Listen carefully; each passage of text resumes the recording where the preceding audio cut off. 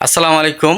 আসলে ভিডিওটা বানাইলাম শিক্ষণীয় বিষয় দিয়ে, কারণ আমরা যারা শহরে যাই এই যে ঘোরাফেরা করতে, তখন অনেক সময় একটি বাড়ির দেওয়ালে তো অথবা বাউন্ডারিতে অনেক পয়সা খরচ করে ওনারা বাড়ি করেন কিংবা বাউন্ডারি দেন। আমরা আসলে চেষ্টা করি, আহ, চেষ্টা করব যে যে কোনো জায়গায় হঠাৎ করে বইয়া প্রস্রাব করাটা আসলে আমাদের ঠিক না।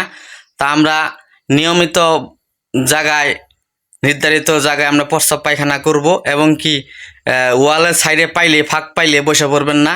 এর জন্য এই ভিডিওটা এভাবে করলাম। ভালো লাগলে অবশ্যই লাইক কমেন্ট শেয়ার দিবেন। ধন্যবাদ সবাইকে।